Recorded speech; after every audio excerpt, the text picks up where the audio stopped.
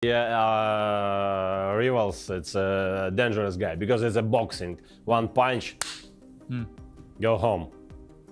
This is dangerous, man. I know, but. So therefore, the only way, if anyone is to beat him, is by knockout. And this isn't Floyd Mayweather boxing at 147 pounds and probably being in the ring at 155, maybe something like that. This is Oleksandr Usyk. Between these defenses. Yeah. Fury perceived number 1. AJ at the time 1. Dubois number 2. He's taken like, all right, who's the next in line? Right, I'm fighting him. Yeah. That's the way he's doing it. Oleksandr Usyk confidently mocked Floyd Mayweather during a live interview by saying he has faced the best opponents in his whole life and still come out on top. He added that even now at this stage of his career, he believes he has better legs than he. Usyk's comment wasn't just playful. It was a bold reminder of his elite conditioning and the level of competition he's overcome to reach the top, as Oleksandr Usyk nears the final stages of his career. Only 2 fights remain before he hangs up his gloves. Don't be afraid. Good evening, hope you're enjoying our Monday night football coverage. Oleksandr Usyk, not a bad striker in his time. Thierry and Jamie are in studio. If you were fighting Thierry Henry, how would you get inside of his head? Yeah, Thierry is a great player, but hey, Thierry, my legs be better with you. Thierry, don't be afraid. My legs better. What'd you make of that? Sometimes you have to stay in your lane, and I will stay in my lane. This has triggered a wave of anticipation in the boxing world. Fans, analysts, and fighters are all paying close attention to his next move. With such an illustrious run behind him, his next opponent, whoever it may be, will share the spotlight. The hype surrounding his upcoming fights is massive, with boxing audiences eager to see how a generational icon finishes his journey. With multiple fight options circling Oleksandr Usyk as he nears the end of his legendary career, the WBO has now officially mandated him to defend his undisputed heavyweight title against interim champion Joseph Parker. Usyk, that he's got 2 more fights in the bag at this point, that you reckon, yeah? I interviewed him before. I sat down with him and had a chat with him before the Dubois fight. And yeah, he was just like, I've got 2 fights left. So he's never fought in the Ukraine, he's never fought in his home country, or defended his title, I should say. So that's got to be on his wish list. I would imagine so, but with what's going on in this country, which is just a disgrace, it's still going on. That's not going to happen anytime soon. Anytime soon, no. But hopefully we'll get some peace there, and then maybe he will get the chance I'd love to, yeah. I'd love to see peace in his country and for him and his family, and that would be an amazing event. This matchup has quickly gained momentum, with both teams given 30 days to reach an agreement before a purse bid is triggered. Parker's recent victories over Deontay Wilder and Martin Bakole have strengthened his case, drawing support from fans, analysts, and even legends like Lennox Lewis. Promoter Frank Warren has backed the bout, seeing it as the perfect test for Usyk before he walks away from the sport. Jai Opetaia, an emerging figure in the boxing scene, has openly voiced his admiration for Usyk and his interest in sharing the ring with him. He sees Usyk as not just a dominant champion, but as a defining figure of this generation. Opetaia's desire. My gut feeling is that Joseph Parker fights for the WBO belt, but he doesn't fight Oleksandr Usyk. He fights the next man up. I haven't got the list in front of me, so I don't know the rankings. So I guess if you're Joseph Parker, the question is, I mean, what is it you want? Ultimately, if you want a world title shot and you think you've been blackballed from getting a world title shot or pushed to the back, then, well, here it is. Here's your world title shot. You're going to fight for a world title, right? But if you're Joseph Parker, and I spoke to Andy Lee, it isn't just a case of fighting for a world title. You want to fight the number 1 for the world title, and that guy is Oleksandr Usyk. I would have given Joseph Parker the mic. And I would like Joseph Parker, because there's a mean side to Joseph Parker. I think everyone sees the friendly side. I've seen the mean side. And I wanted Joseph Parker to say, I want my shot. You've been ducking me. All these things might not be true, but do it. Sell it. The crowd would have gone a bit wild, right? Because I think a lot of the crowd want Joseph Parker to get his shot. But that's not what happened. To face such a legend speaks volumes about how Usyk has inspired the newer wave of talent. A matchup like this would be both symbolic and competitive, linking 2 different stages of boxing greatness. Oleksandr Usyk has crafted a remarkable legacy by fearlessly stepping into the ring with the most formidable opponents in the heavyweight division. Unlike many greats who spent the majority of their careers in lighter weight classes, Usyk moved up to heavyweight and didn't pick safe fights. He sought out the toughest challenges available.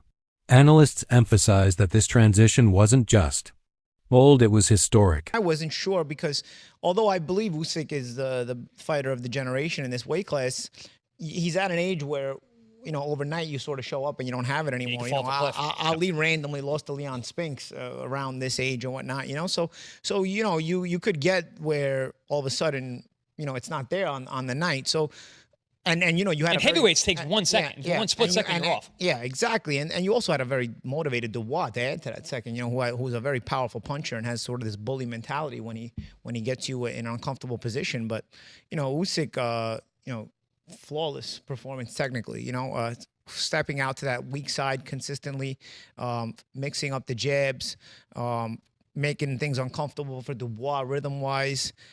He seemed more aggressive, right? Normally, I think with some of the bigger guys, he slides to the weak side, slides to the weak side. This was different. I think with Dubois, the psychology is kind of out of the bag in that you got to kind of bully the bully, you know, and Dubois came out trying to bully him a little bit, so he started touching him and hitting him, and he started taking it to him because you start backing him up, you start putting him in a situation where he starts to doubt himself, and Dubois doesn't really come back from that very often. As a matter of fact, he doesn't bend, he breaks. In the fight, I thought he's a little bit awkward, Dubois. I don't know, but he's one of those awkward strong guys. Yeah, he's just like super strong, awkward as hell. He goes down and he takes the full count, and then he just gets up at 10 and walks across the ring right in front of Usyk, who's celebrating middle of the ring, like with his hands up in the air.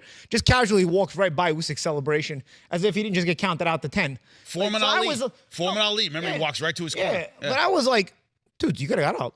Like, you waited to 10, and then he was a beaten man. You waited to 10, and then not only you get up, you don't even have the presence of mind to realize, like, I'm walking right into the picture where he's celebrating. But Paulie, he was a beaten man before the first knockdown. You saw his spirit leave his body. Not as if he's dying. I mean, his fighting spirit just completely leave his body. Yeah. And we've seen that before. It happened the last time. And a lot of people were asking me during fight week. They're like, "Hey, man, Dubois looks really good. What do you think?" I'm like, his 2 wins over Tyson Fury, a man once viewed as nearly unbeatable, stand as a powerful testament to Usyk's dominance at the top level. What separates Usyk from his peers is not just his unbeaten record, but the manner in which he achieved it. He didn't avoid risk, he embraced it. Every opponent was dangerous, every arena intense. Yet, Usyk delivered with brilliance, poise, and unmatched ring intelligence. From his footwork to his tactical adaptability, he has consistently outclassed giants, turning doubters into believers. Usyk's name now carries weight far beyond titles or belts. He's not merely a champion. He's an Usyk might be the only billionaire I truly like. Don't get me wrong, if you're a billionaire, you're probably hiding some pretty shady stuff, not gonna lie. But this dude is a G. If you know, you know. This guy is a huge combat sports fan. Mostly boxing. This guy does everything he can to try and create the best boxing events in the world. Dude uses his money for the power of good by creating the most testosterone, aura-filled boxing matches imaginable. And after, it seems like forever, months, maybe even years of him trying to get Canelo Alvarez to fight Terrence Crawford, he finally penciled it in. He got it done a couple months ago. But here's why I'm making this video. Turki Usyk... I fucking love this guy. If either one of these two guys win by knockout, he's going to give out a huge bonus to him. It's important to note that this isn't going to be like a $50,000 bonus that they have in the UFC. We're talking Saudi oil money. Expect millions and millions of dollars. This is a quote by him. "We will not have Tom and Jerry fights anymore. We will have in this fight and in our next fights a bonus for a KO." Thank God. The biggest reason why I'm more of an MMA fan, and even a bare knuckle fan, than boxing is because I'm tired of the dancing. 12 rounds of just dancing. It literally puts you to sleep. And the last boxing event I paid for, I don't even remember the dude's freaking name. It was the last guy I think Canelo Alvarez fought. I don't even care to know his name. All the dude did was dance around for 12 rounds just to lose. He didn't do anything. It was one of the worst fights ever. Everybody thought they got scammed because they had to pay money for that. Even Turki Usyk was pissed. You can see it because he's done with this crap. He's done. He's finally putting an end to this. He's going to be giving out probably $1 million bonuses for every time somebody gets knocked out. Thank God. All right? Now I'm actually excited for this. Icon of courage and excellence. In a sport where legacy is often tied to resumed strength, Usyk stands taller than most. Not just because of who he beat, but because of when and how he did it. Floyd Mayweather has long been regarded as the pound-for-pound king of his generation, celebrated for his flawless technique, defensive brilliance, and undefeated record. His dominance in multiple weight classes cemented his status as one of boxing's all-time greats. However, in today's era, Oleksandr Usyk has emerged as a worthy counterpart, drawing comparisons that few thought possible. With undisputed titles, is by knockout. And this isn't Floyd Mayweather boxing at 147 pounds and probably being in the ring at 155, maybe something like that. This is Oleksandr Usyk, who is fighting big men, sometimes giving up 40-pound weight advantages. And unfortunately, that does mean that if Oleksandr Usyk goes on for 4, 5, 6 more fights, of course, he is going to be defeated, in my opinion. But I would love that to not be the case. I would love it to not be the case. What I would love to be the case right now, as a boxing fan, is Oleksandr Usyk to walk off into the sunset. I think he's proven everything that he could possibly prove. And there's been debates, and especially I remember after the first few Joshua fights, there were debates over sort of Oleksandr Usyk's status compared to Evander Holyfield. In multiple divisions and victories over elite heavyweights, Usyk is now being viewed as this generation's modern pound-for-pound force.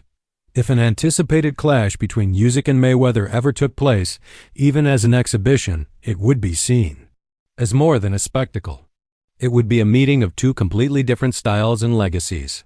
Floyd's legacy is built on precision and control, while Usyk is defined by movement, pressure, and mental sharpness. Sort of Oleksandr Usyk's status compared to Evander Holyfield. Listen, that argument, a lot of people wanted to rubbish that at first. That argument is a real argument that can be made now. Because when you look at what Oleksandr Usyk's done, remember Evander Holyfield was in a cruiserweight division that, I'm not going to say was in its infancy, but it wasn't, it wasn't the cruiserweight division that Oleksandr Usyk was in.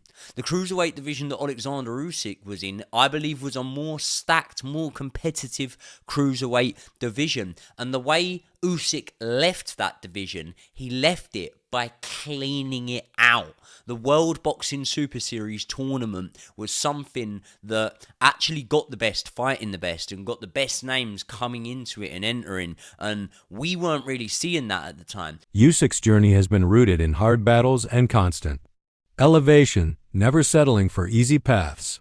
While Mayweather showcased perfection and finesse, Usyk thrives in high-risk warfare. Usyk's dismantling of Daniel Dubois only reinforced what fans already knew. He doesn't just win, he dominates with intellect. While Dubois had strength and power, Usyk's footwork, timing, and strategy rendered him ineffective. It was a performance that showed how brains can outdo brawn. This win didn't just pad Usyk's record,